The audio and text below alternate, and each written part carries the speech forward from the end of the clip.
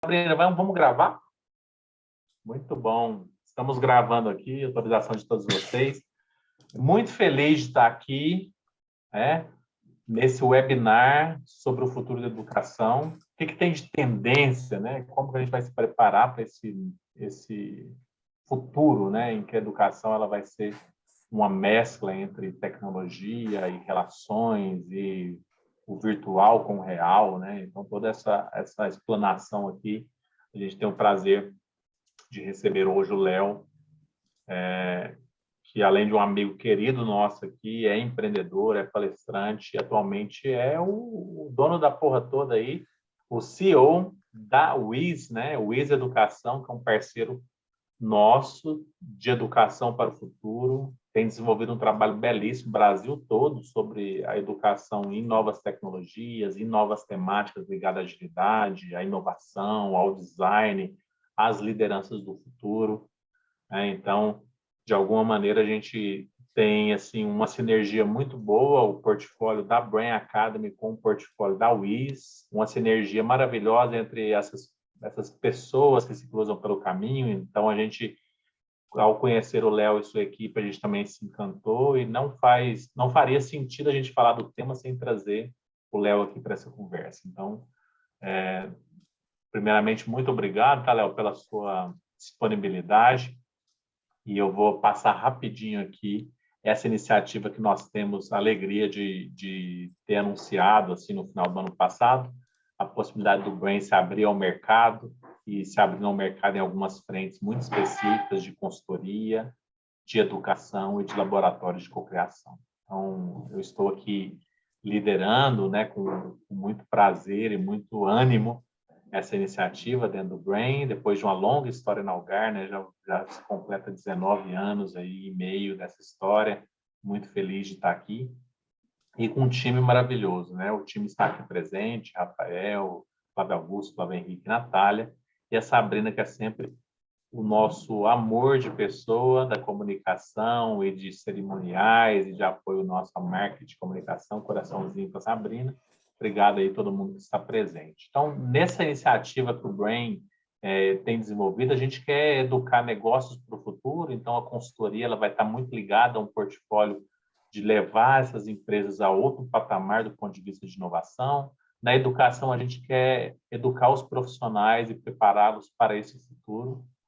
E na cocriação, no laboratório não tão técnico, mas no laboratório de negócio, de design, lançar soluções inovadoras. Então, do ponto de vista dessa iniciativa, né, a gente está indo com essas 3 segmentações da marca Brain, Brain Consulting, Academy e Lab, com esse intuito de transformar os negócios na parte de consultoria, com programas de Open Innovation, empreendedorismo, desenvolvimento de serviços, produtos e negócios em conjunto.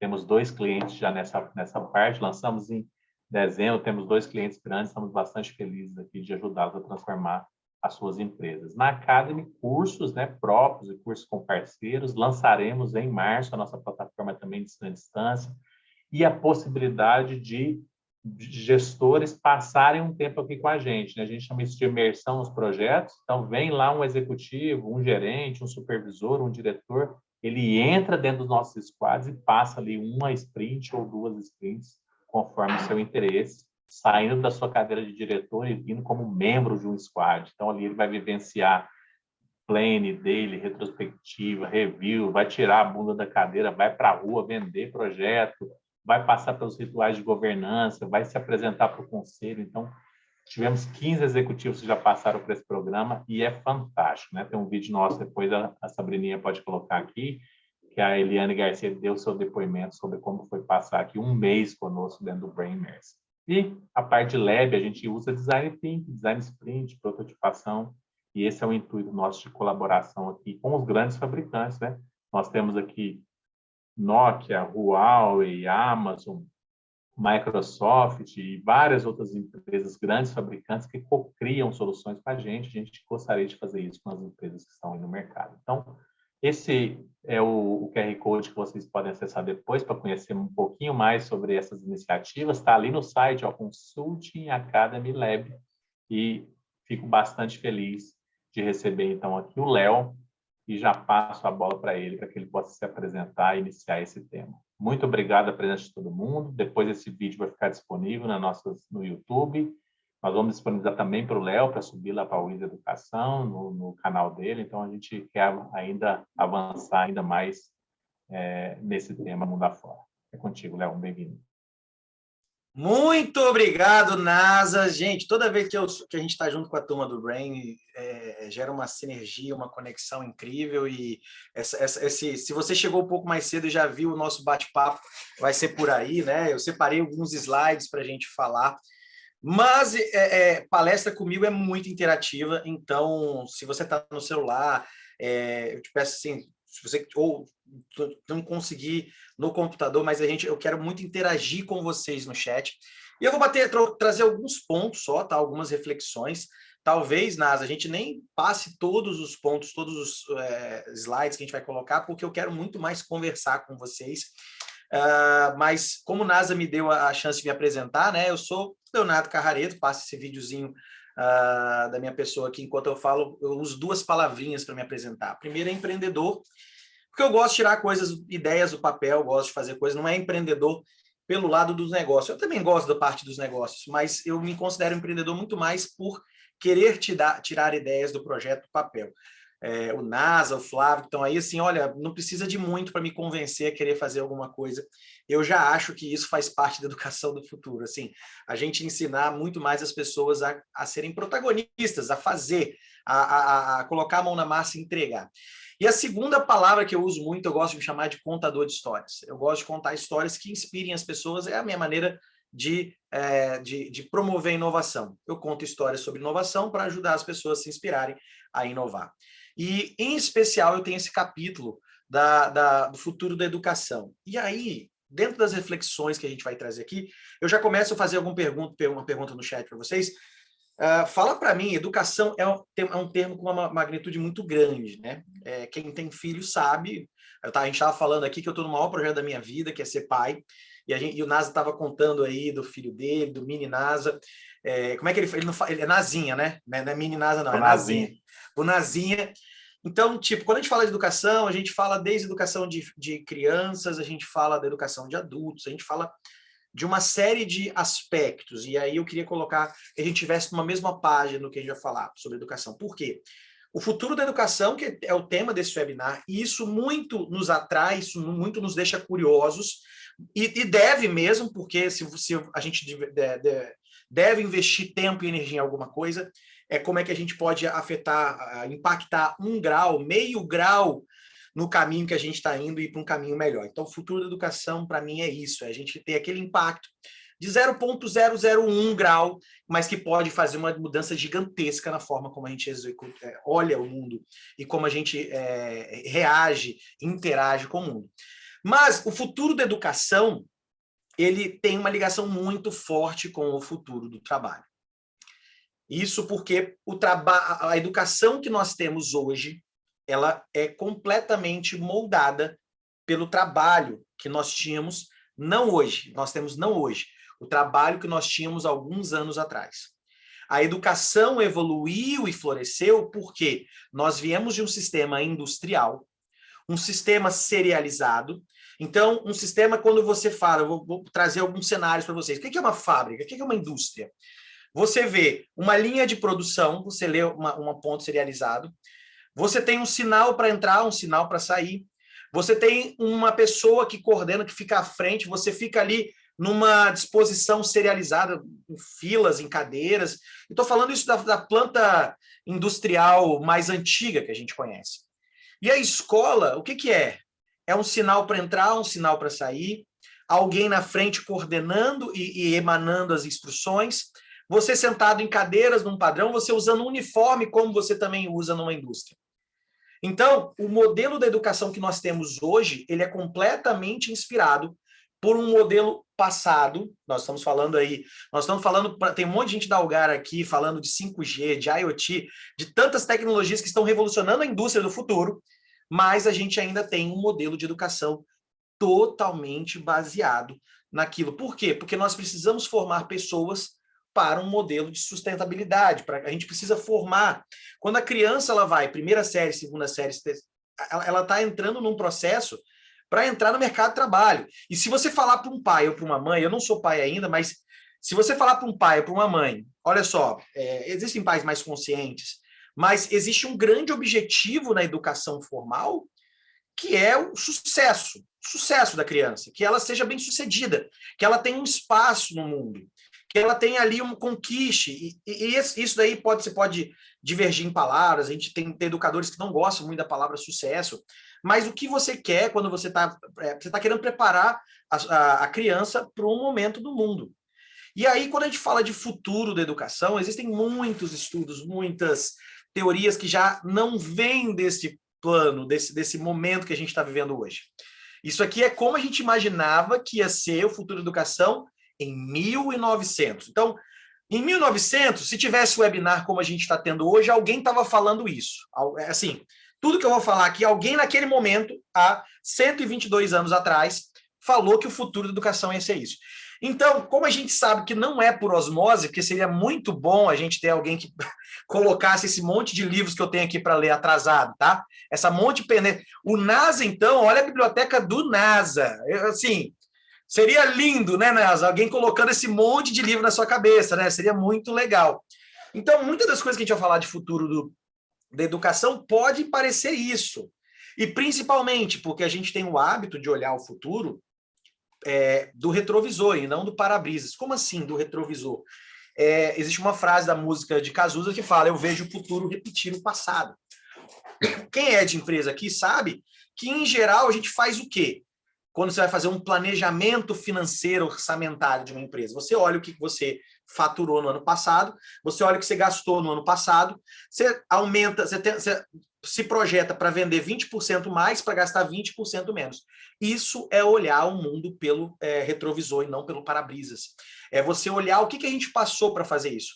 Léo, você começou falando do modelo anterior, tá? Calma que a gente vai chegar, porque tem outras perspectivas também. Da mesma forma que a gente está olhando o passado aqui, existem outras projeções, a gente ter computadores, robôs agredindo as crianças. Olha, em algum momento da história a gente projetou isso. Sistemas muito mais remotos, o professor remoto, gente, isso tecnicamente aconteceu meio Jetsons aí nos anos 2000, né, e 2020, aqueles anos longínquos passados, que eram como os maias e incas estudaram, né, no Zoom em 2020, né? Os maias e os incas, eles estudavam assim em 2020.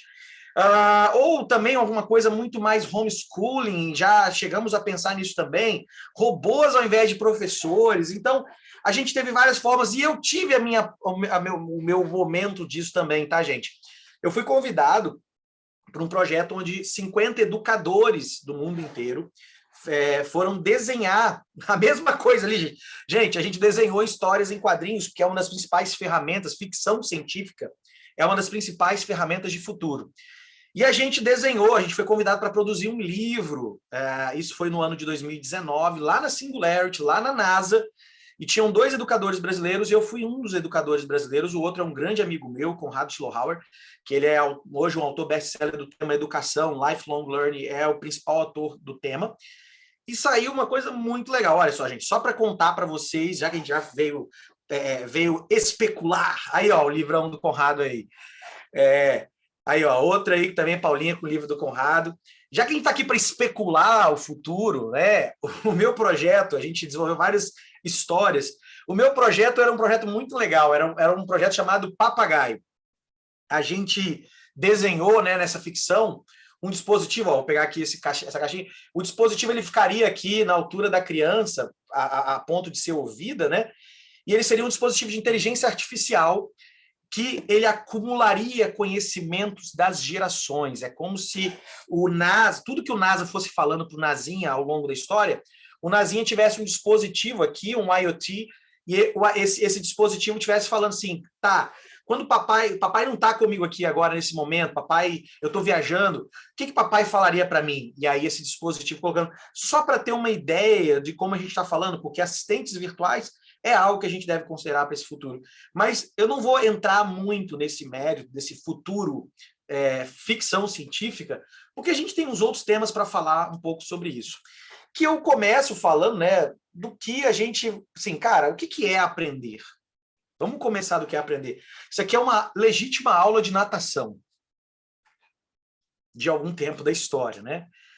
Olha só, a gente fala de prática, mas o quanto as nossas crianças, ou quanto os nossos profissionais, o quanto nesse momento a gente está sendo levado a ser refletido na prática. E qual é o maior vetor de ensino hoje? É a escola. E como é que está essa escola hoje? Se você colocar, eu fui lá no Google de curiosidade, coloquei: a escola me faz sentir ansioso, depressivo, estressado, inútil. Olha só como a gente precisa refletir, colocar sobre os instrumentos. Gente, eu não tenho nada contra escola. A escola é uma das principais instituições hoje da sociedade, como a gente conhece. Mas a gente precisa repensar a diferença entre aprendizagem e ensinagem. Esse daqui eu vou passar esse vídeo porque eu adoro. Quem conhece esse vídeo? Alguém pode falar no chat para mim quem conhece esse vídeo? Eu adoro esse vídeo do Charlie Brown. A gente precisa mudar, como eu comecei falando, né, de futuro da educação e futuro do trabalho. Ok, obrigado, Flávio. Ó, a turma não conhece, então eu posso passar ele na íntegra. Qual é o problema, Charlie Brown? Acabei de receber péssimas notícias. A professora disse que nós vamos ter uma excursão para o Museu de Arte e eu tenho que tirar A no meu trabalho. Senão, eu vou repetir de ano. Por que temos que sofrer toda essa pressão com relação às notas? Bom, eu acho que o propósito de ir para a escola é tirar boas notas. Aí você vai para o 2º grau, onde o propósito é estudar mais ainda para tirar boas notas e poder ir para a faculdade. E o propósito de ir para a faculdade é tirar boas notas para poder fazer pós-graduação. E o propósito disso é você estudar mais e tirar boas notas para ter um emprego e ser bem-sucedido, para casar e ter filhos, para poder mandá-los para a escola, para tirarem boas notas, para poderem ir para o 2º grau e tirarem boas notas, para irem para a faculdade e darem Puxa vida. A gente precisa refletir um pouco sobre esse modelo. A gente tem... Que puxa, né, Jéssica? Pronto, que puxa vida. A gente precisa refletir um pouco sobre esse modelo. Quando a gente fala de futuro da educação, a gente pode muito bem refletir no que impacta nós aqui. Nós somos profissionais de mercado, estamos numa posição de mercado, mas a gente precisa refletir o todo e que mudanças a gente pode promover nesse cenário. Porque, principalmente, o futuro da educação, ele está, como eu falei, que já está direcionado ao futuro do trabalho. A gente vai entender quais são as habilidades e pré-requisitos para esse novo mundo. Esse conceito de ensinagem e aprendizagem é muito posto, né? Tem uma frase no livro do Conrado, inclusive, e essa frase é amplamente pulverizada, o livro que o Naz e a Paula mostraram aí, que fala o seguinte: a aprendizagem é a explicitação de um conhecimento por meio de uma performance melhorada. Ou seja, você aprendeu... Opa, temos mais pessoas, a Carol também. Você verdadeiramente aprendeu quando você colocou em prática alguma coisa de forma melhorada. A gente, durante muito tempo, internalizou e acumulou um conceito de quanto mais conhecimento eu tenho, quanto mais informação eu tenho, quanto mais eu consigo memorizar este conceito, melhor eu sou, mais eu sei, mais eu fui educado. Existia uma expressão que eu tenho alguns amigos aqui que vieram do interior, assim: não, meu pai falou que vai me estudar. Como assim me estudar? Ele vai bancar os meus estudos durante um tempo para eu, teoricamente, terminar aquele ciclo ali que o Linus falou, de pós-graduação. Então, a gente precisa primeiro botar nesse primeiro plano, aprendizagem. Alguns de vocês viram, né, o termo EdTech é muito mais conhecido quando a gente fala de empresas de tecnologia voltados para aprendizagem, para educação. A gente quis subverter um pouco isso, e aí a UIS, no convite que vocês receberam, a UIS se posiciona como uma Learn Tech justamente por isso. A gente tem que colocar um indivíduo, a gente fala de UX, tá aí o Brain Consulting, o Brain Lab, o Brain Academy, que a gente fala disso o tempo todo, de experiência do usuário, da experiência do negócio. A gente precisa pensar nessa experiência que privilegie a prática, a explicitação, colocar para acontecer o conhecimento. E é exatamente isso quando a gente faz essa mistura, que a ensinagem é o método antigo, né, que, não sei se vai sair com áudio aqui, 1930, e a gente vivia um processo de download, de entrega de conteúdo, de replicação. Alguém sabe? Alguém? da Grande Depressão. E a gente tinha isso, ou tem ainda, né? Então a gente tem muita dificuldade. E mais uma vez, eu não julgo, e eu não estou falando, não estou aqui para criticar a escola, gente. A gente trabalha para a escola também, a gente quer ajudar esse processo. A cara dela é melhor, é isso mesmo, Carol. Mas quando a gente fala, por exemplo, sobre esse modelo assim, de ensinar de aprendizagem, a principal reflexão que a gente faz eu em geral, pediria para vocês desenharem, mas como a gente está com um tempo mais curto, se eu fosse pedir para vocês desenharem uma casa, 98% de vocês desenharia este modelo de casa. Por quê? É um modelo que a gente repete, é um padrão pré-estabelecido. Esse padrão pré-estabelecido é exatamente isso que, quando a gente vai falar de futuro da educação, a gente quer provocar. Que a gente não desenhe uma casa assim, que a gente fuja desse padrão e a gente construa um outro padrão. E é principalmente este padrão estabelecido, de que a gente veio, né? Eu acho que a nossa geração, tô tentando entender aqui, até pelo vídeo, o padrão aqui um pouco mais, qual geração se encaixa aqui, mas esse padrão que os nossos pais vivenciaram, que os nossos avós vivenciaram, era o padrão deste livro, que falava que a gente tenha um tempo para aprender, um tempo para trabalhar e um tempo para curtir, ou também conhecido como se aposentar. Esta lógica fez com que a gente dividisse toda a educação que nós vivemos em 3 eixos. Um período de educação formal, um período de trabalho, um período de aposentadoria. Exatamente o que aquele livro fala. O Richard Boyles, ele, inclusive, o filho dele deu continuidade aos estudos e é hoje um dos principais professores de futuro do trabalho, futuro dos negócios e futuro da educação. Mas esse livro falava exatamente sobre isso, questionando a respeito da educação formal, trabalho e aposentadoria. O que era isso? A gente tinha uma relação com a educação formal, que a gente saía de um ponto que nós entrávamos, como as pessoas falam, né? As crianças são uma esponjinha. A gente entrava num ponto que a gente entrava na escola como uma esponjinha, ansiosos e aptos a aprender, a absorver as coisas. Depois a gente ia para o trabalho, onde a gente não usava a fórmula de Bhaskara, não usava um monte de coisa que se fala que é importante na escola.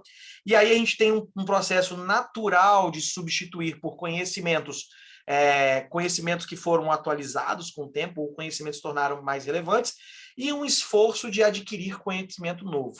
Quem está no mercado de trabalho provavelmente saiu da faculdade, da pós-graduação, sem saber o que fazia. Dona Sabrina, que está aqui conosco, que é a nossa maravilhosa mestre de cerimônia, Power Tudo, Poderosa do Universo, ela saiu da faculdade, você é publicitária, né, Sá? Jornalista, Léo. Jornalista.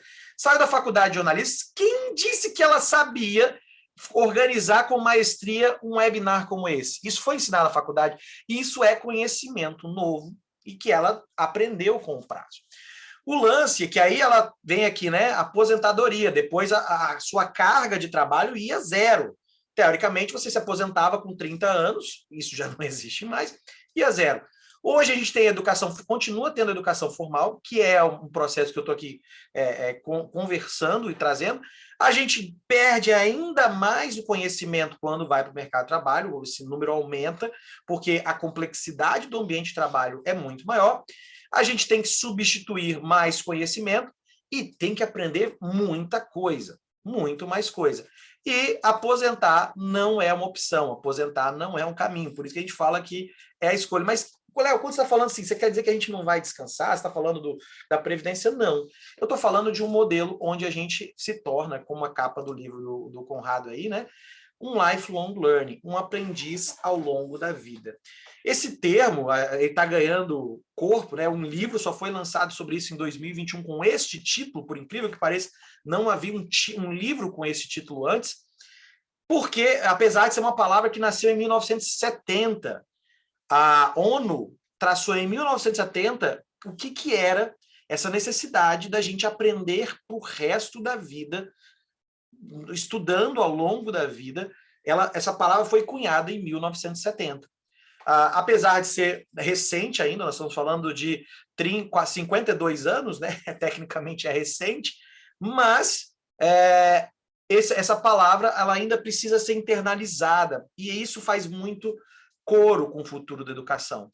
Porque o futuro da educação, eu vou avançar um pouco nesse tópico, o futuro da educação passa para a gente desconstruir um modelo. Quando você fala de escola, a gente ouve a palavra, tem um pedagogo, uma pessoa que é a responsável.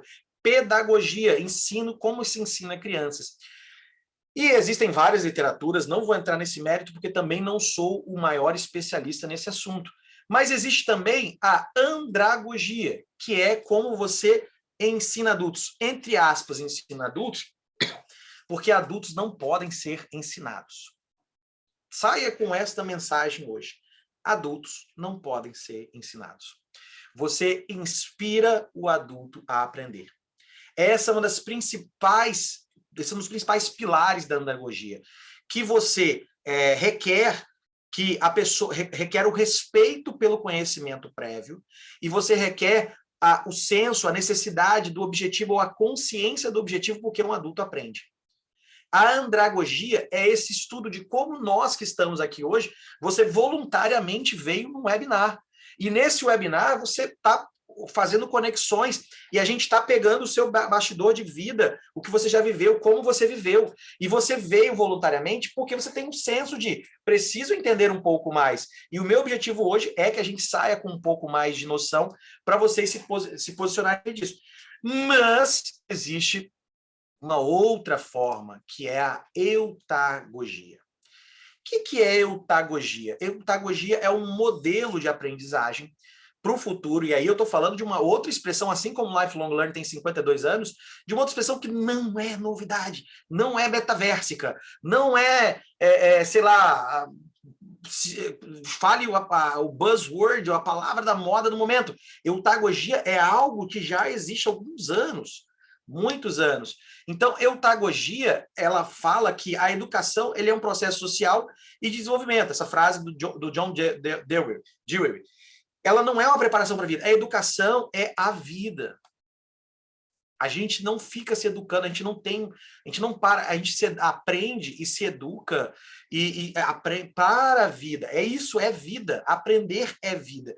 E a eutagogia, né? Eu quero agora, como eu falei que ia usar muito chat, e já desembreei em falar para não gastar muito tempo aí, para a gente abrir muitas perguntas. Qual foi o seu último aprendizado antes desse webinar, gente? Qual foi a última coisa que você aprendeu? Coloca para mim no chat, joga no chat para mim, por favor. Qual foi o seu último aprendizado antes desse momento aqui? Eu espero que você já tenha aprendido alguma coisa aqui, alguma coisa nova. É claro que você vai aprender mesmo quando você colocar em prática alguma coisa que foi falada aqui, mas qual foi a última coisa que você considera que você aprendeu? Coloca para mim no chat. Como pegar um coelho no colo? Carolina, isso me cheira a criança aí, o momento aí de regressão linear. Bruno, você está na faculdade? Está fazendo cálculo 2? Nem sei se é cálculo 2 da regressão linear. A Érica aprendeu a meditar. Que incrível, Érica! Na hora do almoço da Carol, foi dado para ela o desafio de aprender a segurar um coelho. O Nas aprendendo sobre os últimos... sobre arte. Olha só! Que coisa linda! Quem mais, gente? Vocês não estão lembrando ou é o que está acontecendo? Logística reversa. Muito bem, dona Sabrina. Provavelmente ela está envolvida em algum processo de e-commerce, né, Sabrina? Quem mais, gente? Instalar chuveiro. Ó, gente, esse conhecimento já pode ser transformado em negócio, dona Yara. NFT, olha aí, uma palavrinha da moda do momento. Redação científica, barreira de entrada e saída industriais. Colocar a venda... Quer ser boa. Foram duas coisas que você aprendeu, duas em uma, né, Yara? Cadeia de distribuição. Olha, vocês estão muito bom. Porque por que eu faço essa pergunta, né? A Érica trouxe aqui a meta-informação da palestra, que existem outras formas além da pedagogia. Ô, Vitor, você está com enjoo, né, Vitor? O Vonal é uma bênção para quem está com enjoo. Mas por que eu faço essa pergunta do qual foi o seu último aprendizado? Para a gente sair do mito, né? Se eu falar assim, se eu fizesse essa pergunta da seguinte maneira: qual foi a última vez que você estudou? Ou qual foi o último livro que você leu? Qual foi o último curso que você fez? São perguntas muito mais usualmente faladas e pensadas e repetidas do que propriamente a gente valorizar este conhecimento informal. O para que serve o Vonal? Ou qual é o efeito do Vonal? E a gente está aprendendo o tempo todo, e isso é lifelong learning. A gente refletir o tempo todo sobre formas informais de aprendizagem, sobre formas não dirigidas, que não tem ninguém foi lá e falou assim, olha, você, Vitor, sente aqui agora que eu vou te ensinar o Vonal. Ninguém te dirigiu nisso, você foi esse processo. E é algo fundamental para um mundo onde o tempo de vida de um conhecimento era de 30 anos. Hoje, dizem as pesquisas, que é de 5 anos. Na verdade, eu já acho já 3 há muito tempo. Ou seja, se você faz uma faculdade de 4 anos, no terceiro ano já está desatualizado o que você aprendeu no primeiro. E outra coisa é que o Fórum Econômico Mundial diz que você vai precisar disse, em 2018, que neste ano de 2022, você ia precisar de 101 dias de aprendizado. Quem aqui conhece aquela famosa propaganda de colchões que fala que você passa 1/3 da sua vida dormindo? Pais não passam definitivamente, né, Flávio? 1/3 da sua vida dormindo. Definitivamente os pais não têm esse luxo. Mas essa propaganda, ela não faz mais sentido se você considerar que 1/3 do seu ano, você vai ter que agora passar aprendendo. Se você passa 8 horas dormindo, 8 horas trabalhando, que horas você estaria? Não, é aí que entra o fracionamento da aprendizagem. Você aprende enquanto você está trocando um chuveiro, como a Yara. Você aprende quando você está tomando Vonal, como o Vitor. Você aprende arte em algum momento do seu lazer. Você aprende NFT, você aprende redação científica e até mesmo em momentos que você não está colocando. Então, por isso é que você está aprendendo o tempo todo, né? A Erika está falando que era 8, agora 4 em sono profundo, já descansa. O pessoal está querendo otimizar o sono, né? E a gente tem um desafio, né? Como é que a gente vai fazer essa troca de competências até 2030? Antes, eu acho que tinha um slide aqui que o navegador pulou, mas eu vou explicar para vocês o que é a eutagogia. Eu achei que viesse num slide à frente. A eutagogia é o processo onde você não é direcionado por ninguém. É um processo livre de aprendizado. Esse processo livre de aprendizado, por exemplo, é um processo que faz o NASA, que é um cara voltado, um cara que lidera um processo de inovação, lidera uma unidade de negócio de inovação, ele está aprendendo sobre arte. Mas aí você pode falar assim, o que tem a ver? Por que NASA está aprendendo sobre arte? Para de perder seu tempo aprendendo sobre arte. Para quem não sabe, o NASA é formado em teologia, filosofia e o que mais, NASA? E nessas áreas, mestrado, doutorado. Com mestrado e doutorado. Então, o NASA, quando você procura lifelong learner no dicionário, está lá a foto do NASA. Então, tipo assim, o NASA, a gente poderia falar assim, NASA, mas para o seu trabalho, é aí que entra o sentido da eutagogia, onde a gente começa a combinar conhecimentos e dar um senso de direção aos conhecimentos. É onde não tem mais uma figura te falando que você vai aprender. Enquanto na andragogia, a gente poderia seguir uma lógica, e aí, gente, me controla o tempo também, tá, NASA? Sá, me controle o tempo aí, que eu acho que eu já estou... já estou extrapolando um pouquinho. Mas quando a gente fala desse processo de eutagogia, é que eu posso aprender sobre teologia, sobre arte, e trabalhar com inovação, e as coisas fazerem sentido.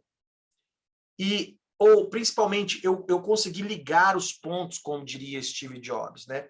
Então, este processo é o que a gente vai falar um pouco sobre o que é, de um ponto de vista estratégico, a educação do futuro. Fazendo reflexões breves sobre tecnologia, né? Mais profissões vão surgir com a tecnologia que vão desaparecer. E nessas reflexões sobre carreira, a gente olha as profissões que não existiam 15 anos atrás. E repito, a gente está falando de mercado, de futuro do trabalho, porque elas moldam o futuro da educação. Motorista de Uber, assistente virtual, evangelista de software, telemédico. Não existiam essas profissões há 15 anos atrás. E se você tem uma dúvida se a sua profissão vai continuar a existir, eu sempre recomendo um site chamado Will Robots Take My Job? Coloca lá a tua profissão. Eu sou formado em jornalismo, assim como a Sabrina, e eu coloquei sobre os jornalistas, né, cara? Tem 11% de chance dos repórteres deixarem de existir, 7% dos apresentadores, ou 10% dos apresentadores, 10% dos analistas de notícias. Existe uma chance dessas profissões terem mudanças, substituídas. Por isso a gente falou de upskill, Por isso a gente falou que até 2030 a gente precisa trabalhar com as pessoas no elevar das competências, ou no reskill, que é trocar as competências. Quando a gente fala de que a gente vai ter 3 a 5 anos como um prazo de validade de uma competência, é porque a gente vai ter que praticar continuamente o upskill e o reskill. A gente vai ter que ajudar as pessoas, principalmente líderes que estão aqui, a desenvolver as pessoas nessas trocas de competência. Mas antes, só para quem ficar preocupado com essa questão que eu falei dos robôs, existem notícias desde 1920 falando que os robôs vão tomar o nosso emprego. Sinceramente, mais profissões vão ser criadas, como a frase já falou lá. Mas eu trago aqui para um ponto, né? A gente vai reformular esse modelo baseado na educação, porque esse documento aqui, alguém consegue chutar que documento é esse? É capaz do NASA acertar, porque aí o repertório dele é muito amplo, né? Mas alguém consegue chutar que documento é esse? Ou qual a importância desse documento? Ou qualquer coisa a respeito desse documento, tá, gente?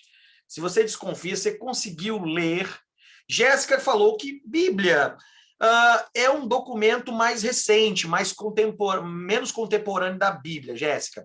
Mas é um documento, não posso chamar de Bíblia, não vem da Bíblia. Mas obrigado por ter... Gente, pode arriscar assim como a Jéssica, tá, gente? Vocês estão aí, gente? Então, vou antecipar, tá, gente? Eu gosto desse joguinho. A minha receita médica.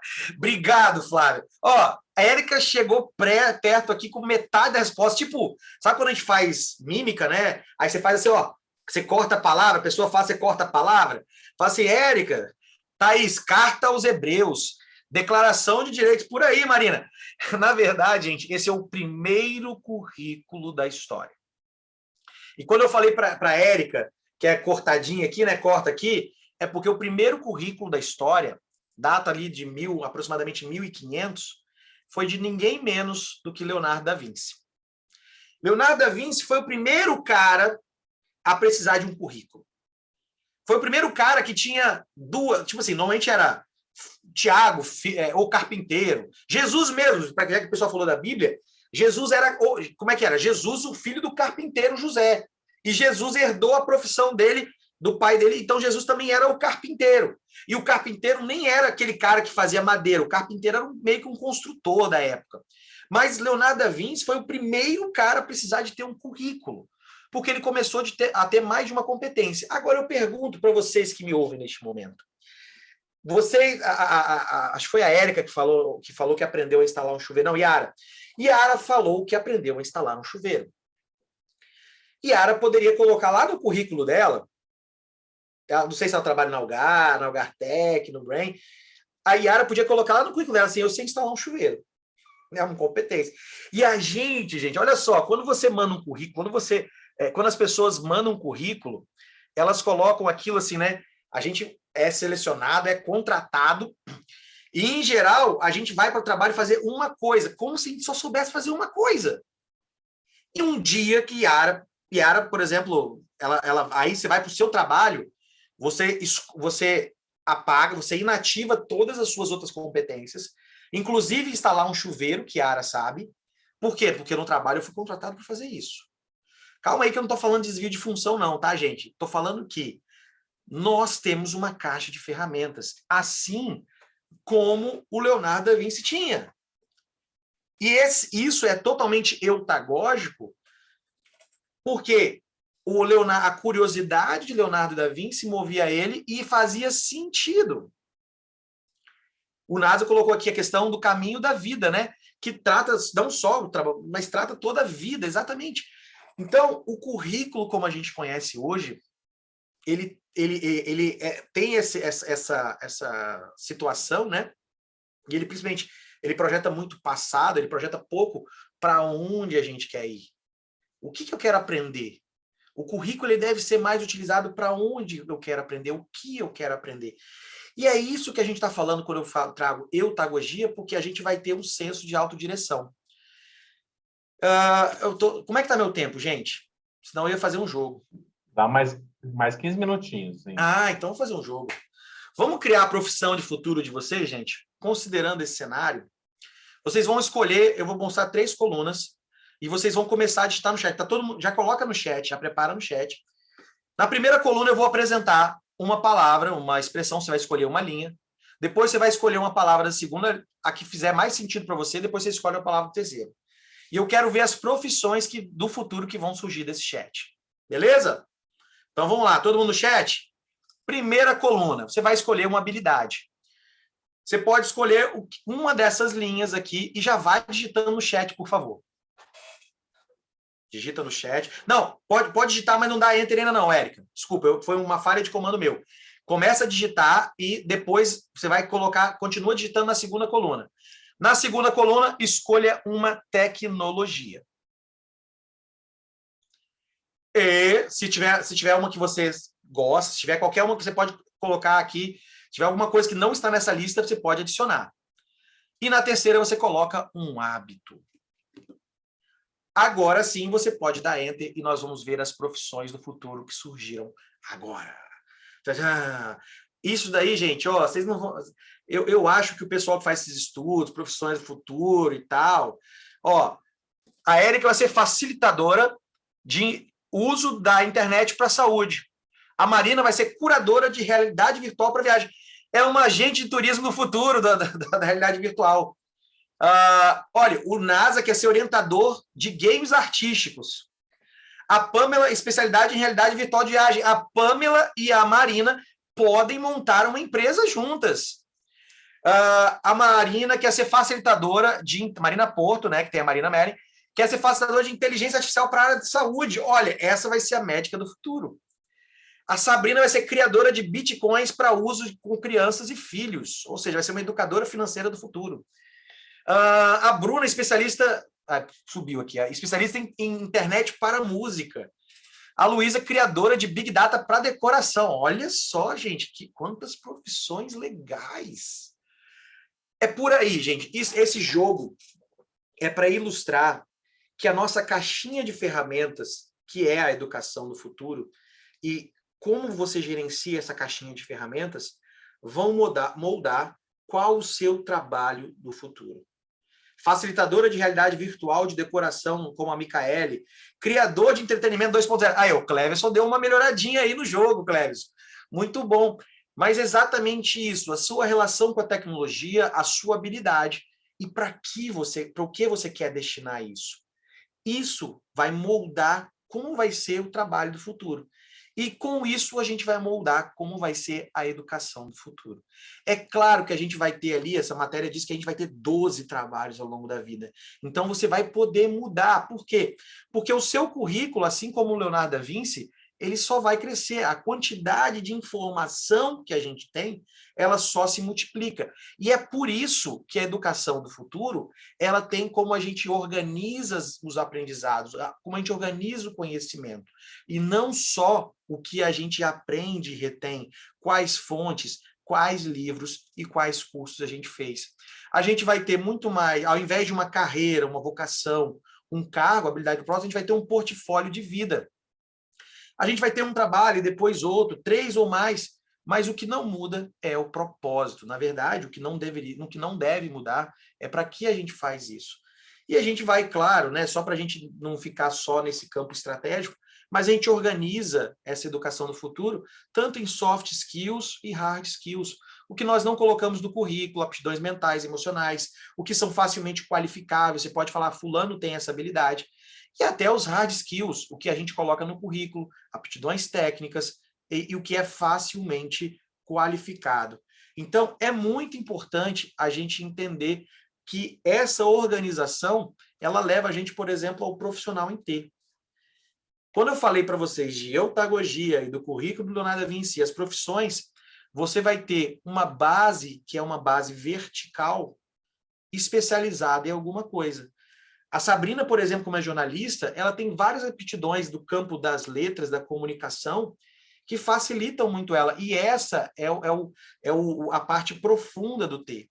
Mas quanto mais competências a gente adquire paralelas, competências acessórias, mais a riqueza, a potencialização do trabalho da Sabrina acontece. certamente, como eu falei, organizar um webinar como este envolve uma forma de escrever diferente, envolve ferramental diferente, envolve vários aspectos. E é por isso que o profissional em T é esse profissional tão buscado. E isso vai impactar como vai ser a nossa educação. Vai impactar como vai ser, quais são os caminhos, qual é a jornada que a gente constrói até a educação. Até mesmo o conceito de transdisciplinaridade. A gente tinha a disciplina, a gente estudava uma disciplina, depois a gente tem um multidisciplina, que são 2 disciplinas. Olha, eu tenho a matéria A e a matéria B na faculdade, multidisciplinar. Quando a gente combina um conhecimento, ele se torna interdisciplinar. Agora, quando a gente cria um conceito, ou combina ainda mais com o profissional em T, a gente tem uma transdisciplina. Então, a gente tem marketing, por exemplo. Existe marketing tecnologia, marketing neurociência. Existe o marketing digital, que é a interdisciplinaridade entre marketing e tecnologia. Agora, existe o growth hacking, que é uma disciplina que combina outros conhecimentos de uma esfera e uma dimensionalidade diferente. É sobre isso que a gente está falando, sobre como a gente cuida da nossa caixa de ferramentas, como a gente se prepara para essa educação do futuro, para a gente ter esse portfólio de vida. O slide que eu estava querendo mostrar para vocês da diferença de pedagogia, andragogia e otagogia apareceu, tá? Então é esse o slide. Resumindo, pedagogia é quando você tem um emissor que comanda a mensagem da educação. A andragogia, ela tem um processo muito mais colaborativo. Agora, a eutagogia, ela é completamente lateral e é um processo não linear. Assim como a gente fala de exponencial para falar da tecnologia, a eutagogia é o futuro da educação porque ela é exponencial. Porque a conexão entre um conhecimento que você aprende hoje, a conexão entre marketing digital e tecnologia e mais outro conhecimento, ela te proporciona infinitos caminhos. Ela multiplica as possibilidades que você tem. Léo, mas se esse é um conceito antigo, por que você ainda considera isso futuro da educação? Porque a gente ainda não está pronto para isso. Porque a gente precisa entender como a gente aplica isso na empresa. As nossas organizações, os nossos sistemas, eles precisam entender como receber isso. Como eu falo para a Yara que ela tem que, se ela sabe instalar um chuveiro, que ela pode vir para o trabalho sabendo instalar um chuveiro, que ela não precisa deixar isso em casa. Que ela pode usar isso de alguma outra forma.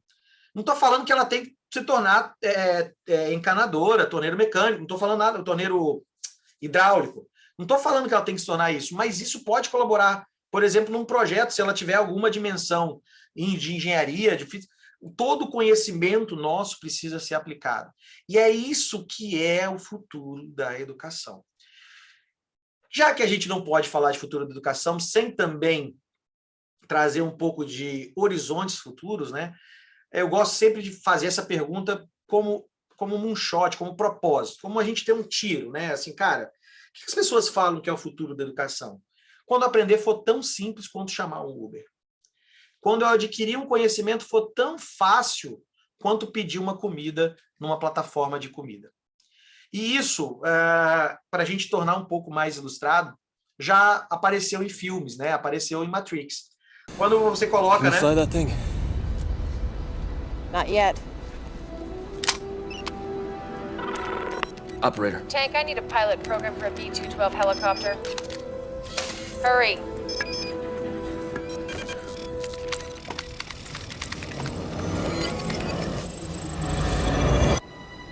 Let's go. É ficcional? É ficcional? É ficcional. Mas não deixa de ser um horizonte para a futura educação. Por quê? Porque a gente já tem várias iniciativas e experimentos para utilizar, por exemplo, aí, ó, o Bruno falando do Neuralink do Elon Musk, com certeza. Mas eu já participei de um grupo de Israel, inclusive, eu participei de um workshop com eles. Como é que a gente usa as assistentes virtuais, muito além de pedir para baixar a luz e aumentar a luz, ou pedir música e baixar música, ou receber um aviso da Amazon pedindo para você avaliar a compra? Como é que a gente usa isso? Como é que a gente vai desenhar a aprendizagem para as crianças em especial. Você quer ver um uso de aprendizagem incrível que a gente precisa potencializar nas assistentes virtuais? Idiomas. As assistentes virtuais serão uma das principais professoras de idioma no futuro. E isso a gente precisa olhar hoje, essa pergunta, como é que a gente faz para ser tão fácil quanto o Uber? Porque são essas ferramentas que vão nos potencializar. Claro que eu não ia deixar de falar do metaverso, mas a gente ainda, e eu tenho usado muito isso na UIS, porque o metaverso ele está puxando a corda para um futuro, ele está tentando acelerar um futuro de realidade aumentada, realidade virtual e realidade mista, que vai ser muito útil em qualquer esfera de aprendizagem. O metaverso, ele ainda é muito frustrante, tá, gente? Tá aqui, ó, vou mostrar, tá aqui o óculos, eu tô brincando com ele, tô no Horizon, criei meu avatar, amanhã a gente vai fazer umas gravações de vídeo no metaverso. Ele ainda é muito frustrante como universo. Tudo que a gente vê ainda é muito publicitário. Eu postei recentemente no meu Instagram um vídeo falando da experiência de compra. A TIM lançou uma loja no ambiente lá que também é muito frustrante. Não foi... a prefeitura realizou. Isso eu vi, o Bruno. Foi muito legal. Eu achei assim, o prefeito visionário de fazer essa primeira reunião. Então, a gente precisa... Uma reunião facilitada no metaverso já é uma coisa muito mais útil do que a gente está vendo. E a gente precisa entender qual vai ser esse ponto. Mas eu daria um passo atrás. O que a gente consegue potencializar com realidade mista, realidade aumentada e realidade virtual? Então, isso vão ser perguntas fundamentais para a gente projetar isso. Para a gente não ficar só num futuro sem muita prática, eu trouxe uma técnica que não vou falar que é a minha principal técnica, mas entre técnicas de aprendizado muito legal, eu uso o Common Workplace, que é um lugar onde eu deposito as minhas reflexões, aprendizagens, eu deposito num caderno e faço a triagem desse caderno com o tempo. Então, é uma ferramenta, um caderno onde você centraliza ali, tenta pegar isso, essa pergunta que eu fiz, vocês colocaram no chat, e centraliza isso, depois você vai refletindo e colocando, mas existe a regra de 5 horas, né? Que é você dedicar pelo menos 5 horas por semana de aprendizado. Malala, Barack, Bill Gates, Elon Musk, Jack Ma usam essa regra de pelo menos 1 hora por semana nesse aprendizado. Pelo menos, tá, gente? Não é a meta, é pelo menos. E 4 lições do futuro do lifelong learning, né? Reconhecer o aprendizado quando ele acontece. Reconhecer que você aprendeu a mexer no chuveiro, a instalar chuveiro, Yara, quando você coloca... A gente vai precisar mudar isso como hábito nosso e não ignorar momentos valiosos de aprendizagem. Fazer o aprendizado conectado e não apenas digital. Zoom, qualquer plataforma... Eu até gravei um vídeo também falando, né, a respeito de híbrido, remoto. Cara, é ubíquo. Eu gosto muito mais da palavra ubiquidade. Para você estar aprendendo em todo momento. Ubiquidade é uma palavra que expressa a questão da onipresença. É você estar aprendendo em qualquer lugar, é você estar em qualquer... não só digital, mas conectado. Responder rapidamente às mudanças e construir caminhos. Isso é eutagogia, e não cursos, e não ferramentas, caminhos. E é por isso que eu entro num curso de palhaço hoje, é por isso que eu compro um livro sobre humor, é por isso que eu vou entrando em vários caminhos que não necessariamente, é por isso que o NASA está estudando arte, mas já estudou filosofia, porque tudo se conecta. E aí, se você tem medo do futuro, desse futuro que eu estou falando, eu te digo, aprendizagem e curiosidade vão sempre nos manter vivos. Foi o que aconteceu ao longo dos anos, como sempre fizeram. Então, a gente vai, por mais Black Mirror, por mais assustador que possa acontecer, é um software instalado de fábrica. A sua curiosidade e a sua vontade de aprender. Então, uma dica, em vez de perguntar a uma criança o que ela quer ser quando crescer, pergunte que impacto que ela causar. Mostre muito mais, se a gente fala de não construir cursos, não construir uma jornada de primeira série, segunda série, mostre caminhos, mostre projetos, mostre horizontes de vida que vão ser muito mais fáceis de nos nortear. As pessoas aprendem de várias formas, essa série que eu adoro, mas experiência é a melhor das professoras. Então, acho que fica essa lição para a gente entrar para o nosso debate. O NASA vai me trazer várias... Ele falou que caprichou na dificuldade das perguntas. Gente, tá aqui os meus contatos. Quem me seguir no Instagram, eu já dou parabéns, porque escrever o meu nome não é fácil, é uma missão, é um aprendizado. Você pode aprender a escrever o nome do Léo Carrarito. Pode colocar lá, porque não é fácil. Então, eu já agradeço de coração estar aqui com vocês. NASA, capricha aí que eu vou ver se eu estou à altura, hein?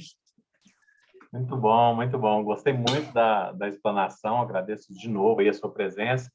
E quero que isso aqui seja uma roda de conversas, né? A gente estava com um pico de gente, de mais pessoas aqui, mas estamos em casa com 42 pessoas. Vocês podem fazer as perguntas. E eu vou começar aqui uma pequena reflexão, né? Recentemente, né? Isso há 3 anos atrás, quando falaram de um robô que podia aprender coisas sozinhos, ler 1 milhão de livros por minuto, e eu estava lá na Algartec nessa época, fazendo uma transição na Algartec, a gente queria brincar então com o Watson, né? E aqui da região tem um cara magnífico que se chama Francisco Xavier, ou o famoso Chico Xavier, né? Ele é de Uberaba, aqui do lado, ele psicografou mais de 900 livros, né? Com alguns espíritos específicos, falava ali no seu ouvido, e ele psicografava esses livros, né? O espírito Emmanuel, o espírito do André Luiz, e assim por diante. E a gente fez uma brincadeira, né? A gente baixou todos aqueles livros em PDF, a gente separou eles em páginas, a gente mandou uma ferramenta que tinha embaralhar aquelas páginas, então a gente fez um Big Data com 900 livros, com páginas embaralhadas, e aí nós mandamos o Watson ler.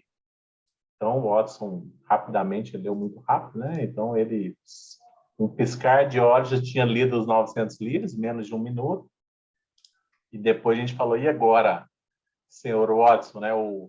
O robô mais inteligente do mundo, né? Machine Learning, Deep Learning, inteligência artificial, etc. O que você tem a me dizer sobre isso? Qual padrão você achou?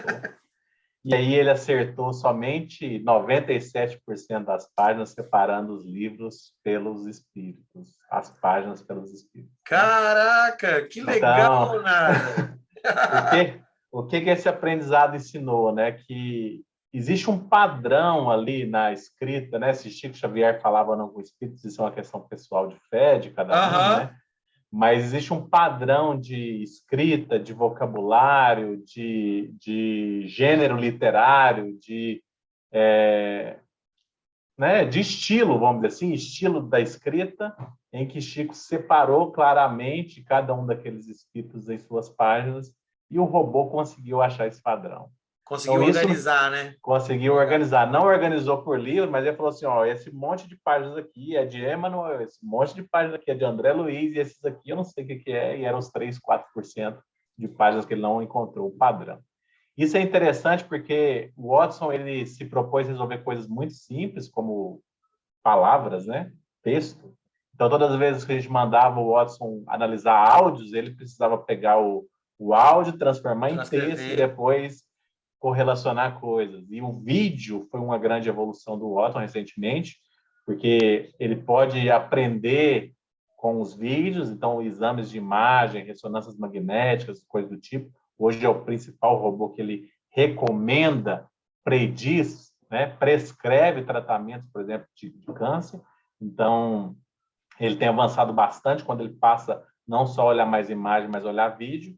E algumas demandas têm surgido, né, para usar o Watson para estudar aquele monte de jogo de futebol, daqueles craques ao longo da história, e achar um padrão também de jogada, de estilo, para que a gente possa ensinar, né? E aí vocês viram os coreanos, os chineses, o quanto estão despontando no futebol, e antes eles eram pequenininhos, raquíticos e ruins de bola, né? E hoje estão aprendendo cada vez mais com o uso desse tipo de tecnologia. Então, a minha pergunta depois dessa explanação sobre tecnológica, e aí? O que a gente pode contar com a ajuda dos robôs, contar com a ajuda de experimentos como esse do Watson, né, que ele pode responder qualquer questão, né? Se ele lê 1 milhão de livros por minuto, ele pode responder qualquer uma das nossas questões, ou comparar qualquer imagem, ou comparar qualquer tipo de áudio e nos dar algo a mais do que o nosso simples aprendizado. Como que você enxerga isso? O futuro da educação com as novas tecnologias emergentes. NASA, genial, porque realmente quando eu trago nessa fala introdutória, né, eu sempre coloco a Alexa, coloca uma tecnologia, porque é o que brilha, faz a gente brilhar o olho, né? Cara, olha só que incrível, o Watson fazendo essa leitura. E a gente, quando eu trago muito essa parte estratégica, né, vou dizer assim, uso a palavra estratégica, mas eu gosto muito, sim, quando a gente fala assim, como a gente vai, eu gosto sempre sempre quando eu vejo a pergunta como, eu gosto de colocar o porquê. E não porque a gente não deveria usar, mas como a gente vai criar sentido para isso. Eu vou dizer que, e aí, em níveis de maturidade, você acabou de usar os exemplos do futebol, já estão utilizando o Big Data para melhorar a performance.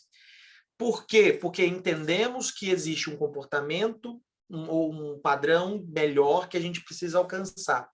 Eu acredito muito que essas tecnologias elas vão ser adotadas e, cara, tá aí o papel do Brain como Instituto de Ciência e Tecnologia, tá aí o papel da Algar enquanto instituição de levar essa tecnologia para o mundo. Eu acho que, cara, o trabalho que vocês fazem é magnífico nesse sentido.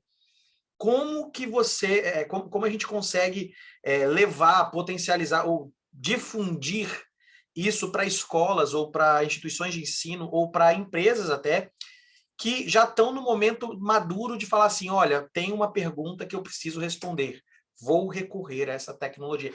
Porque recurso tecnológico, eu vou te falar que eu fui em várias feiras, em vários momentos, tem cada coisa mais incrível que a outra, Nas. Uma caneta que, pelo jeito que você está escrevendo, diz se você está aprendendo, se está inseguro, se você não está inseguro, com reconhecimento de inteligência artificial. Você falou da questão do Big Data. Então, eu sempre volto no porquê. Porque eu acho que vai ser isso que está faltando para a gente desbloquear um crescimento em massa.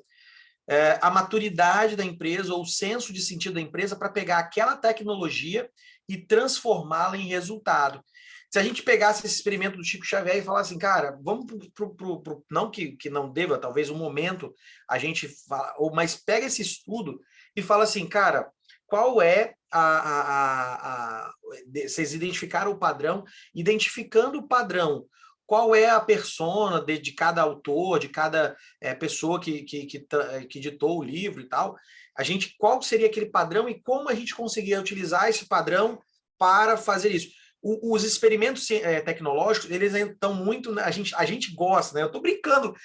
Ô, Nasa, com o óculos, eu estou brincando, eu não estou ainda aprendendo, mas porque a gente gosta de fazer essas conquistas, essas vitórias rápidas, e o lance é transformar esses experimentos em aproveitamento, em performance, em resultado, que está muito nesse quê da maturidade. Então, eu falaria isso, eu tenho muito essa questão de difundir isso e encontrar o sentido para aplicar a tecnologia. Se é que eu te respondi, Nasa, também que... Maravilha, maravilha. A gente gosta muito de falar, né? A gente precisa de um problema real para que essa tecnologia possa ir lá e tentar resolver ele, né? Olha, você resumiu perfeitamente.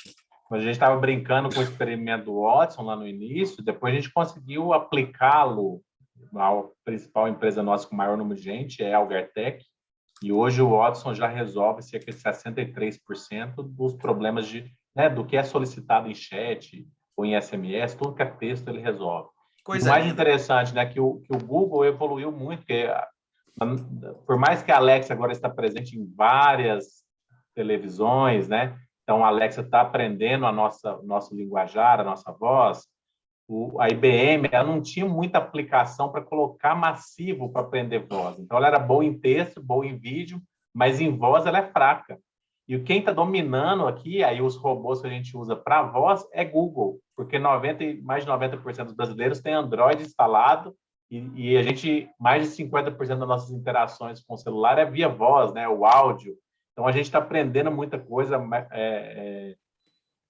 Google tem aprendido muita coisa de voz, então estamos combinando as duas coisas na Algartec.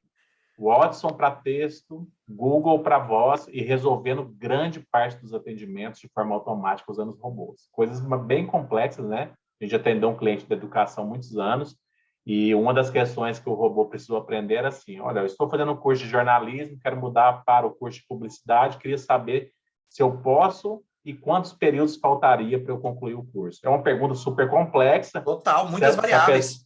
Se a pessoa vai na secretaria e faz essa pergunta, né, a secretária vai pedir 1 ou 2 dias de um chamado escrito para dar a resposta para ela. E a gente fez isso para o grupo Croton, né, que nós atendemos, com uma simples integração do robô que entendia isso com os sistemas todos legados e respondia para ele, ó, você pode mudar para o curso tal, a sua mensalidade vai para tanto, você tem que fazer mais 3 períodos e meio, e você está aproveitando essas disciplinas. Então, acho que esse é o uso da tecnologia, quando você tem um problema real, que são repetições, alguém está pedindo isso todos os dias, como que o robô pode fazer para resolver isso no texto, na voz ou na imagem. Mas coisa boa. E queria abrir agora para vocês, eu vi que a Carol tinha levantado a mãozinha aí, Carol, não sei se você está por aí, para fazer a pergunta para o Léo, fica à vontade. Léo, parabéns primeiro, né? Muito bom ver gente falando coisas que a gente acredita, né? Legal. A gente está aqui na Uniogar em parceria com o Conrado, num projeto de cultura de aprendizagem. E a proposta é que a gente consiga alavancar a questão da cultura de aprendizagem na Algar, que a gente consiga implementar isso. A gente vê que existem muitos desafios e que existe uma mudança de mindset atrelada a tudo isso, né? E eu queria saber aí, pela sua experiência, se você tem dicas assim, de coisas que a gente pode fazer dentro de um ambiente corporativo para a gente estimular, para a gente conseguir acelerar esse processo, porque a gente está vivendo essa fase, né? Então, pode ser muito bem-vindo. Inclusive, assim, agora, nos próximos dias, a gente vai fazer um evento só para pensar nesses espaços de intervenção, o que pode ser feito. Então, se você puder deixar alguma contribuição, acho que pode ser muito rico para a gente. Olha, eu vou te falar que como empresa, né, a gente se encantou por um conceito, né, chamado campanhas de aprendizagem. E hoje, boa parte do que a gente faz na UIS, né, atendendo empresas, são construir campanhas de aprendizagem. Porque muitas empresas ligavam para a gente, falando assim, eu queria treinar as pessoas em Power BI. Eu falava assim, mas o que você quer com Power BI? Não, eu quero ter cultura de dados. Eu falei assim, mas espera aí, cultura de dados, Power BI é a última da última ponta, quando você já sabe que perguntas você quer fazer e tudo mais.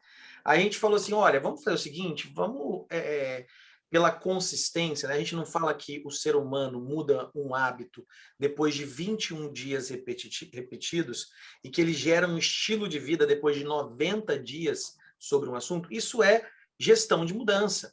E aí a gente foi atrás também de ferramentas de gestão de mudança, né? Dentro das principais, assim, o processo de gestão da mudança, ele começa com a consciência, partindo para o desejo, e depois o conhecimento de como fazer, a habilidade de como fazer e o reforço para que eu faça.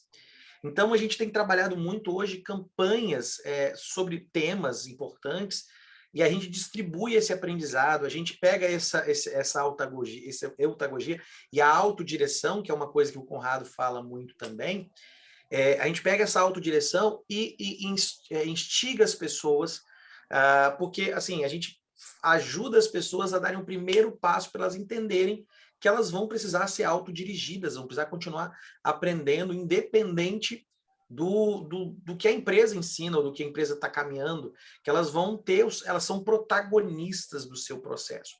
E a gente tem feito isso de uma forma usando muito mais comunicação. Alguns autores, né, e aí, por exemplo, o endomarketing dentro das empresas, a gente falava assim, olha, campanha, sei lá, Outubro Rosa, Novembro Azul, são campanhas muito válidas. Mas vamos combinar, a gente às vezes comunica algumas coisas dentro do universo da empresa que são tentativas de comunicação educativa. O que a gente tem tentado fazer é falar o seguinte, vamos fazer o que o Cortella chama de educomunicação, inverter a lógica e falar assim, se eu quero que as pessoas estejam mais conscientes sobre Outubro Rosa, eu preciso partir de um ponto, de um outro princípio, não só de falar para ele, olha, em outubro, para a mulher, em outubro, faço o exame da mama, do homem, faço o exame da próstata. Eu preciso seguir um caminho de gestão de mudança para gerar esse comportamento. Então, a gente, um desses, porque obviamente vocês estão com o Conrado aí e várias ferramentas vocês estão vendo, mas a gente particularmente se apaixonou por esse conceito de como a gestão da mudança ela vai acontecer quando eu tenho consistência sobre um assunto. E não a pessoa entrar numa sala e ficar 8 horas ouvindo sobre alguma coisa, que é bem o conceito da cultura de aprendizagem, né? Algo muito mais distribuído, algo onde protagonismo, alta direção e até a curiosidade, o estímulo da liderança para as pessoas aprenderem, ela vai facilitar muito esse processo, né? Te respondi, Carol. Ó, gente, se eu não responder vocês, podem falar do coração, que eu também eu vou falando, mas se eu não responder, vocês podem falar. Super, foi ótimo aí eu não sei se é pedir demais, mas se der até para compartilhar depois alguma campanha de aprendizagem para a gente ter também como referência, seria bacana se puder passar. Legal, com certeza. Seria bom, assim, é sempre bom para a Aham. gente inspirar. Obrigada. Coisa boa. Depois a Paulinha pode fazer a ponte, né, com essas jornadas. O Léo é parceirão nosso aqui do Brain, Carol. A gente está desenhando algumas iniciativas para clientes nossos, né? Vamos fazer uma trilha toda agora para o Grupo Scala. Vamos fazer uma para o Gartec também, que a gente está pensando aqui. Vai ser um prazer poder conectar ele com você aí nos desafios da Unialgar.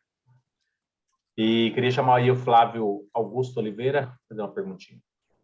Olá, primeiro, parabéns pela palestra, muito bom. Obrigado, Flávio. Eu tenho minha pergunta é simples, você também é empreendedor, né? Então, que dica de educação, vamos dizer assim, você pode dar para quem é empreendedor? Olha, o empreendedor está aprendendo, aprende, né? É uma surpresa por dia, né? É uma educação diferente, né? É um processo muito intenso. Mas a dica que eu dou para o empreendedor, e eu vou te falar assim, acho que são os momentos que primeiro, é um exercício de humildade, é um exercício de relacionamento. Eu adoro o tal do café. Eu adoro chegar para alguém que chegou, que conseguiu resolver um problema que eu não consegui ou que eu quero, e pedir assim, você tomaria um café comigo? E, cara, cada vez que eu peço para tomar um café com alguém, é algo tão magnífico, sabe? É algo que, primeiro, né? Assim, existem alguns estilos de como você aprende. Eu sou o tipo de cara que, quando eu estou em um processo de aprendizado, eu fico quieto, meus olhos arregalam, eu fico quieto, silencioso, entro no processo de absorção. Eu aprendi isso, se autoconhecer no processo de aprendizagem também é alguma coisa muito importante. Quando eu entro no modo aprendiz, em geral, os meus sentidos se aguçam e eu começo... Quando eu estou tomando um café com uma pessoa, eu entro nesse modo aprendiz. E aí eu acho que essa troca, esse momento, essa conexão é muito legal. Só para colocar, assim, eu tive aula eu falei de um dos professores que eu tive de futuro do trabalho, Gary Boyles, mas eu tive com outro cara chamado John Hagel, que ele estava falando sobre o Jeff Bezos, o todo-poderoso da Amazon. E ele falou que o Jeff Bezos, quando está do seu lado, se ele estiver do seu lado, Flávio, ele vai fazer, aparentemente ele vai agir assim, tá? A hora que você estiver aí trocando negócio com o Jeff Bezos. Diz que ele te fuzila de perguntas, uma atrás da outra. E se você olhar, é um cara que aparentemente teria muito para falar, né? Teria muito para ensinar, mas ele diz que a curiosidade dele é tão intensa e tão extrema que ele entra no modo perguntador e que, tipo assim, é esse o processo dele de aprendizado também. Então, eu somaria essas duas coisas, a gente instigar a nossa curiosidade, nossa capacidade de perguntar e de fazer boas e profundas perguntas. E eu sempre recomendo a ferramenta café. Chama alguém para tomar um café, porque, cara, num ambiente relaxado, de uma forma relaxada, um bate-papo informal, e leve as suas perguntas, suas indagações, eu recomendo sempre essa ferramenta, o café. Livros, podcasts, cafés. Boas dicas, né? Boas ferramentas de aprendizagem. Muito bom. Obrigado. Queria acrescentar uma também, né? Que a gente perdeu isso ao longo do tempo, que é ouvir os mais velhos, né? Aqui no Algar, a gente tem um programa chamado Algar Sem Barreiras. Ele vai trabalhar a questão da diversidade e em vários âmbitos, né? Então, a gente tem lá grupos que estão trabalhando a questão da raça, do LGBTI+, e dos PCDs, né? De pessoas com algum tipo de deficiência. E tem um outro grupo que a gente tem discutido, que é as gerações, né? O grupo das gerações. Nós estamos trabalhando com 3 gerações juntos, né? Você tem lá chegou agora, a Natália chegou agora no nosso time, né? Recém-formada, 20 e poucos anos. Aí depois você tem uma outra geração por volta dos 50, E aí você tem a outra geração que está super ativa. O Dr. Luiz, cara, é um gênio. Ele está com 86 anos de idade, faz parte do nosso conselho, é um gênio. Né? O Oswaldo Carrijo, VP de Marketing e Negócios da Algar Telecom, um gênio. Né? Então, assim, ouvir essa primeira geração, vamos dizer assim, é um processo de absorção de aprendizado em que nenhum MBA vai pagar. Né? Eu já falava isso para o Carrijo. Cara, deixa eu viajar mais com você, né? A gente pegava, ia para Ribeirão, vamos de carro, não vamos pegar avião, não, vamos de carro, né? Porque aí o processo de pegar um carro aqui em Uberlândia e ir em Ribeirão Preto de 3 horas e meia era uma aula de MBA que nenhum MBA, nenhuma viagem internacional pagava. Né? E a gente perdeu isso porque a gente ficou tão chato, né? Porque a gente acha que só os pares, só quem combina com a gente pode nos agregar alguma coisa. E não, né? As gerações mais antigas têm muito e muito a ensinar. Então, eu queria dar esse lembrete, né? Primeiro do respeito com os mais velhos, depois com o poder da escutatória, né? O poder da escuta, para que a gente possa aprender cada vez mais com as outras gerações. NASA, isso é tão incrível. E aí, eu tenho propagado um conceito, né? Que, assim, para mim, o 5G que vocês fazem já está dominado. Eu acho que o verdadeiro problema chamado 5G são as 5 gerações que vão coabitar, conviver num único espaço, né?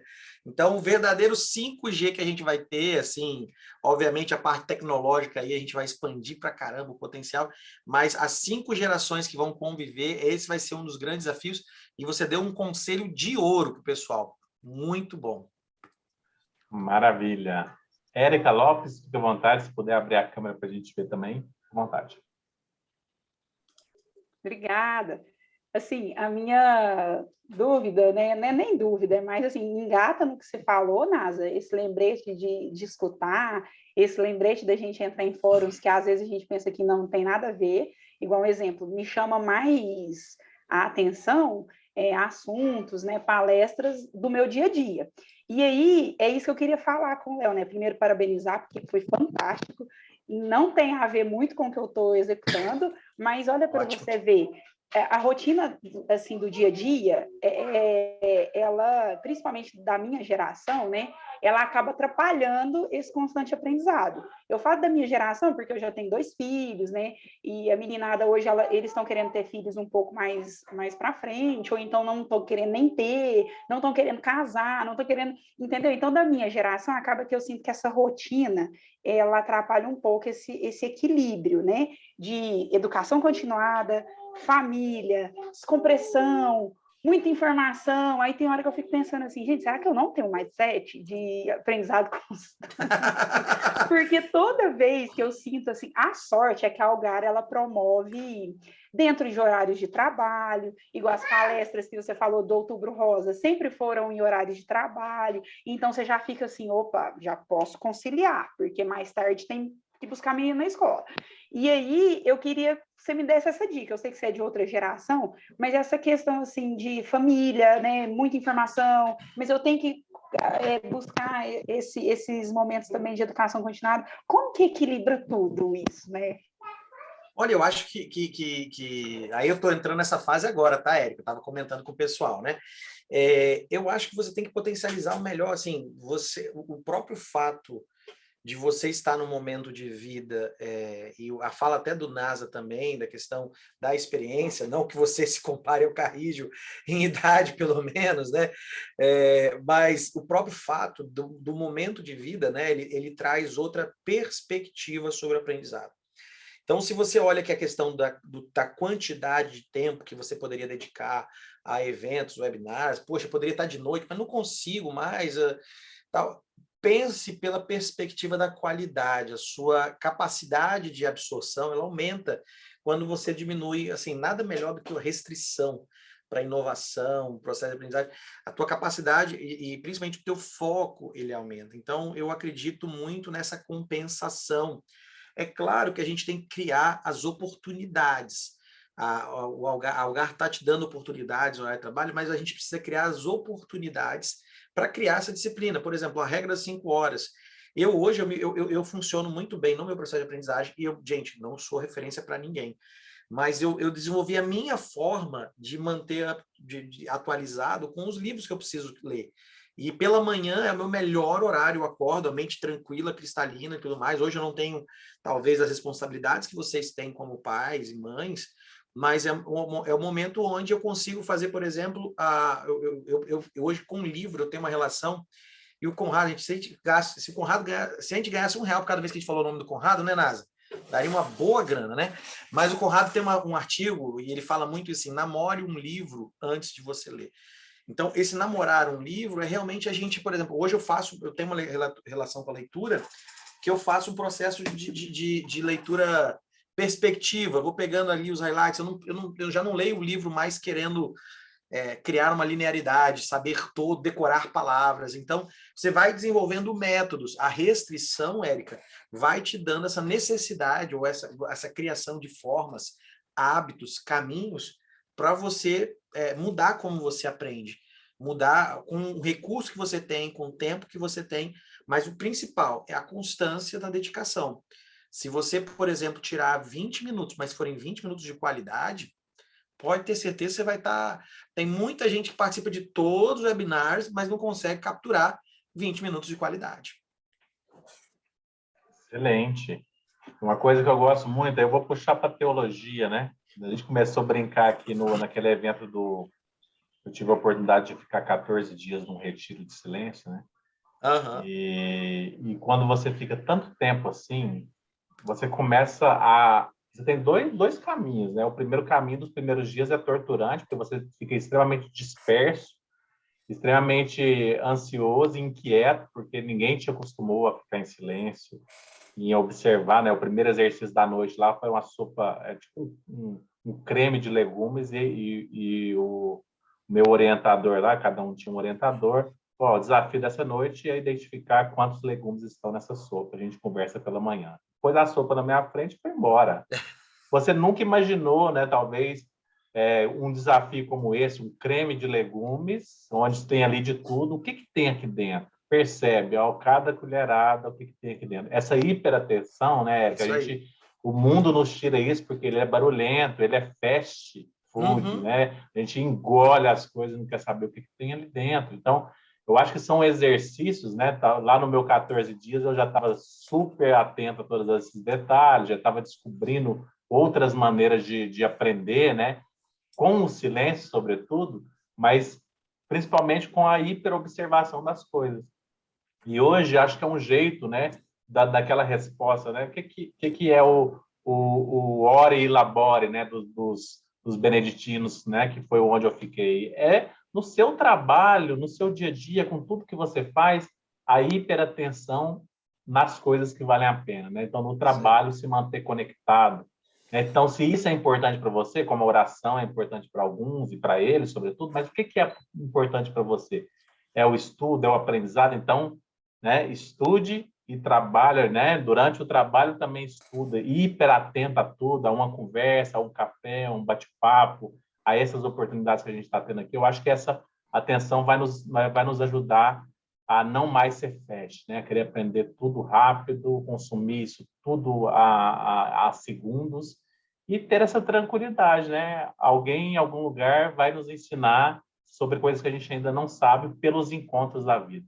Né? Um dos caras que eu sou apaixonado na filosofia, ele chama Spinoza, ele fala, né, tudo se dá no encontro. A gente poderia imaginar muitas coisas desse webinar, como seria, a gente se planejou, a gente fez um roteiro, né? Que a gente não seguiu, a gente fez um monte de pré-pergunta que a gente não fez, porque os encontros só se dão nos encontros, né? Ele só vai se dar nesse mundo real do que está acontecendo.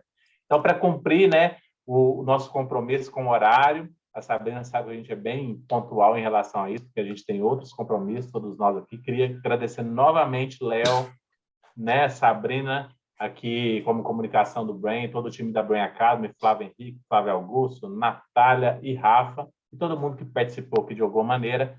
Né? Esse vídeo vai estar disponível para quem possa compartilhar com outros colegas no futuro. E agradeço novamente. Muito obrigado e boa noite. Valeu, Léo. Muito obrigado, gente. Tchau, tchau.